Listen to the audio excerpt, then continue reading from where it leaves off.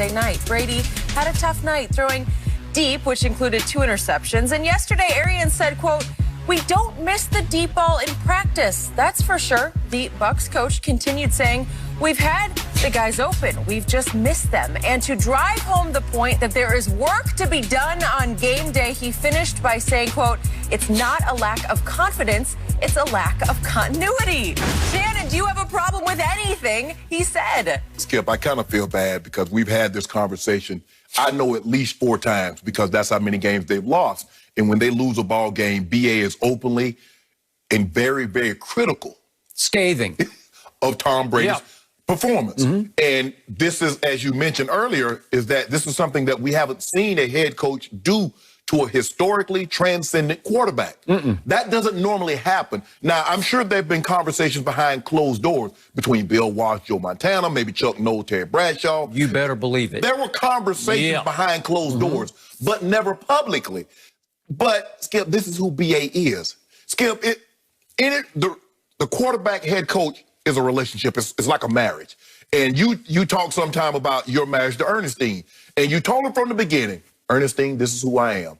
My job is very important. I'm going to watch sports. And the bigger the sporting event, the more apt I'm going to stay home and watch it. And we're not going to be able to go to dinner. We're not going to be able to go to the movies. I went so far as to say it will always be number 1. Okay. She now says that she's a co-number 1, and I'll give her that. She won here one. Yeah, okay. But here's the thing, though, Skip. She said, okay.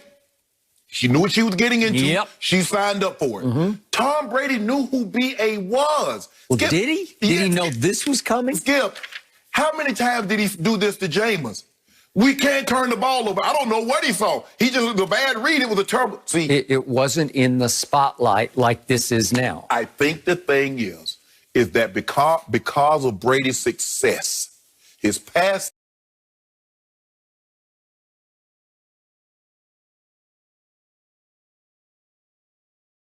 success, people feel he's beyond reproach, that you shouldn't be. And Skip, like I said, I think because we've never seen it like this. But quick question, is the position beyond reproach? No. Should it be? No. Should it be an untouchable, uncriticizable publicly by the head coach? Should you just refrain from public criticism of the hardest position to play in all of sports? Skip, probably if you and I think a lot of times is that you and I that's just the way it's been coached. It's been coached that way for so long, but BA says, no, I can't do. And Coach Belichick was just, Coach Belichick, even though he did it in front of the team, he never had a criticism. You know, he says, hey, we need a quarterback, need to play. Everybody needs to play better. I need to coach better. So, but I think the thing is, Skip, is that once we get past that, the Tom Brady that we saw 5 or 6 years ago, he's not there. There was a saying that Tom Brady does more with less. Now Tom Brady does less with more. It's hard for me to see somebody that has more talent from the skill set position than the Tampa Bay Buccaneers that's getting less.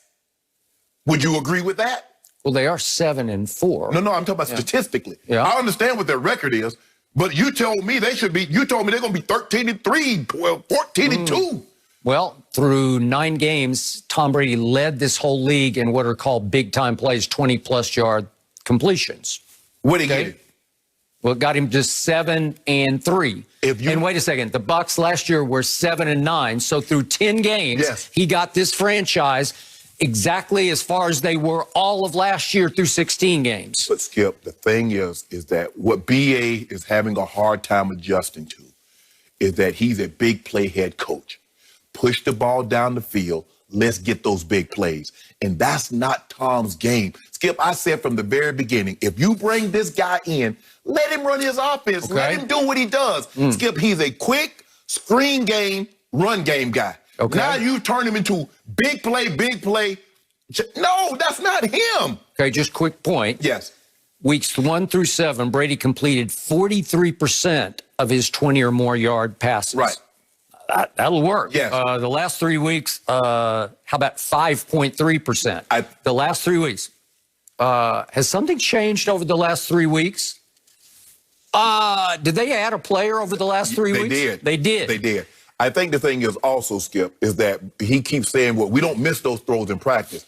BA, you do know they're not like trying to hit your quarterback in practice. There's a big difference if you come practice. I don't know if he's going against scout team practice squad, or if occasionally they let him go against the first team defense. Normally in 2 minutes, you go against the first team defense. I got it. Well, what's been happening to the first team defense in the last 2 games? They've been getting torched. Well, maybe Am I right? Maybe they're not giving Brady a good picture. That's what I'm saying. Okay, go ahead. But Skip, at the end of the day, this is who BA is. And I think Tom has come to the realization. Tom has probably just thrown his hands up, saying, you know what? This is who he is. Let it go, Skip. When he was in New England, he and Coach Belichick were in a marriage. They were in a relationship. And I have friends, not I have friends and ex-teammates that got divorced once the kid got to college. Yep. Coach Belichick. I got a bunch of those friends. Coach Belichick and Tom Brady got divorced when the kids were grown, when the kids got to college, and the kids are Super Bowls. Yep. Coach Belichick believed that he could no longer win Super Bowls with Tom Brady. I want a divorce. Well, in this relationship is just getting started. When you start, Tom, if you're going to get in this relationship, you better understand what the other party brings, because you can't get in and say he's doing this all alone and then get up. Man, I didn't know he was like that. He was exactly like that. Ask Jameis. Ask all of his other quarterbacks, with the exception of Peyton, who was a rookie, Big Ben, who was a rookie. But all of his other quarterbacks, when you F up on BA's watch, he going to let you know. It's simple as that, Skip. Would I do it this way? Absolutely not. Okay. Back to Bill Belichick. According to numerous expatriates that I worked with at the other network, Belichick could be scathing in his criticism of Tom Brady behind closed doors. Right. Scathing, sarcastic, dismissive, treated him like a backup quarterback. Right. And yet, this is public. And so I have one question about this relentless scathing criticism of Arians. After each loss, he just piles on. This is an assault, Skip. Yes, it's an all-out assault. What does it accomplish? That's all I want to know. If you can show me, oh, well, it achieves this goal, then I'll say, oh, I didn't think of that. Help me out. What does it accomplish? What BA is doing is saying, it's not my offense. Thank you. It only accomplishes this guy. Painting you guys bad. This guy's saying, don't look at me, man. I don't know. In practice, he never misses. In games, and it opens the door for, is he choking? Right. Is he crumbling under the spotlight at age 43 with a new pewter uniform on? Can he not live up to the bright lights? But Skip, what did he say open against New Orleans? He's like, he made all the throws that he missed against New Orleans opening day. He was making those throws in practice. He started this from week 1. It's all about, don't blame me. I don't even call the plays. He even went so far yesterday as to say, hey, he calls most of his own plays, or we let him pick the plays he wants on the sideline during the game as they go to the next series. Right. He's telling Byron Leftwich, I like this, this, this, and this, according to Bruce Arians. Right. So Bruce is like, don't look at me. I have nothing to do with this. But Skip, even he's picking the plays that he likes, but that's not his offense. You're still asking him to push the ball down the field. It's not Tom's offense. Right. I agree. So let's not underestimate what I just brought up. You at 7-3, you have tried to insert into the mix on offense that was working at a pretty high level with all the numbers I just gave you. You tried to throw Antonio Brown into the middle of this. Not only does he have a huge personality, he has a huge presence on the field and in the huddle. Numerous times the other night, they had quick cutaways of AB and Tom going back and forth. And you know what AB was saying? I got him. I'm open. I can run this. I got him on this.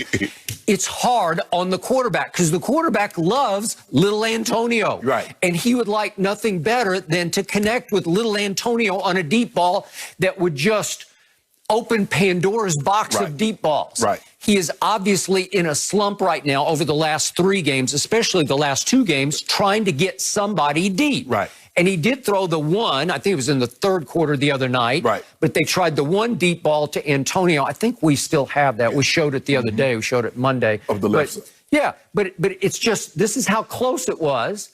It's a good throw. It's just like it's off his fingertips. And BA says, we can't have balls going off fingertips. Well, is that a bad throw? Should it have been 6 inches shorter? Yeah, you could argue, but the DB's going to get a hand on it. Exactly. Right? And plus, Skip, I mean, he make it seem like AB 6'5". AB, what is he? Small, is he 5'10"? 5'10". Okay. That's the thing. That's why you like big receivers, because you got a bigger catch radius. Okay. So I have contended with you all year long. I don't see any loss of arm strength. In fact, his biggest issue has been overthrows, right? Maybe he's trying to fire back at critics.